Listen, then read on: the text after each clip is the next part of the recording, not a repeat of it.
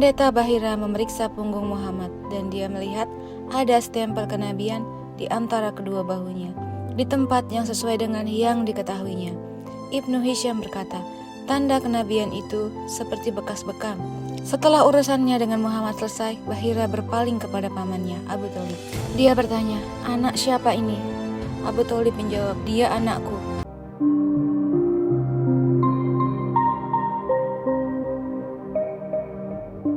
Assalamualaikum warahmatullahi wabarakatuh. Ada kisah sahabat Nabi yang masih hidup dan usianya 1400 tahun.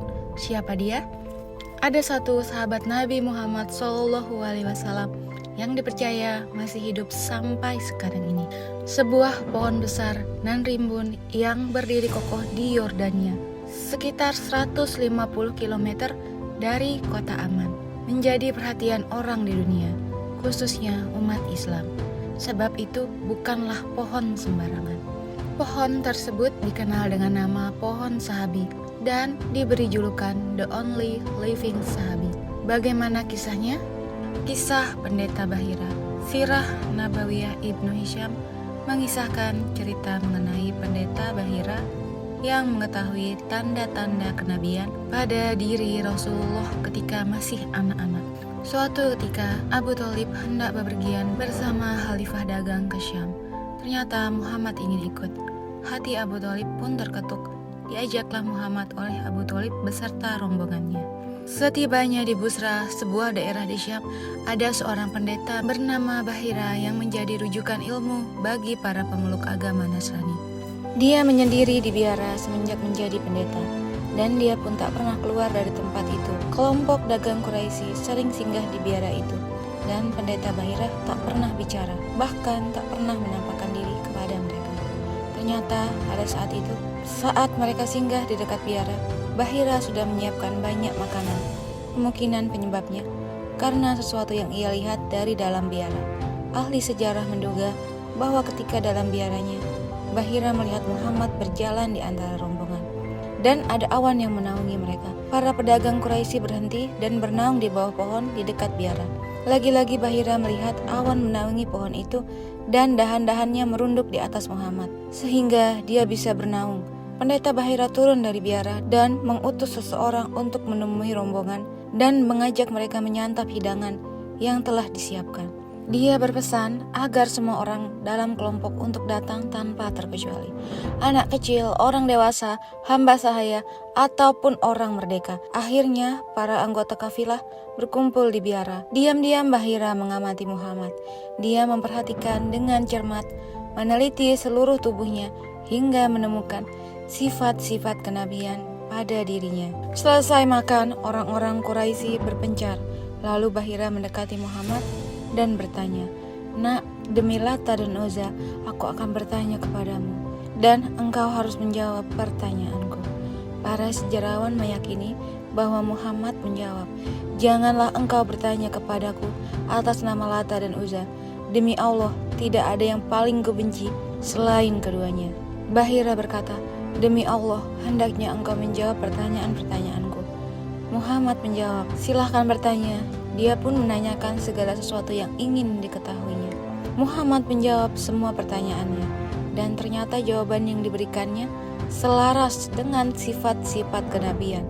Pendeta Bahira memeriksa punggung Muhammad, dan dia melihat ada stempel kenabian di antara kedua bahunya, di tempat yang sesuai dengan yang diketahuinya. Ibnu Hisham berkata, tanda kenabian itu seperti bekas bekam.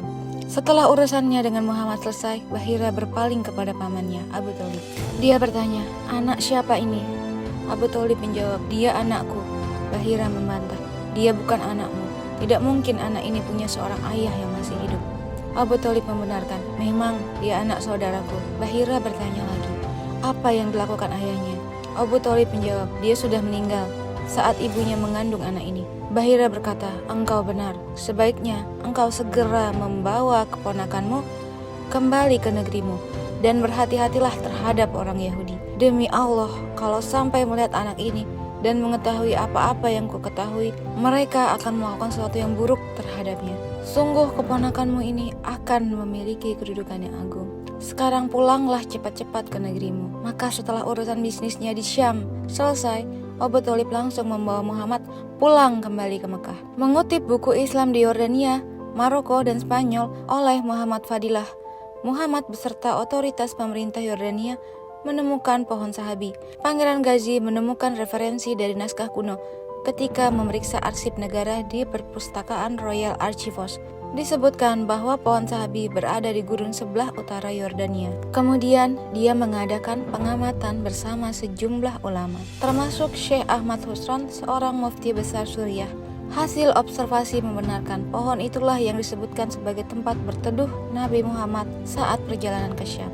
Dalam kisah pendeta Buhaira yang diceritakan tersebut, hingga kini pohon yang disebutkan sahabat Nabi tersebut dilestarikan oleh pemerintah Yordania dan dipantau secara rutin keberadaannya. Pohon sahabi juga dinilai unik lantaran tumbuh di padang pasir yang kering dan gersang. Ialah satu-satunya pohon yang hidup subur di kawasan gurun Buhawaya.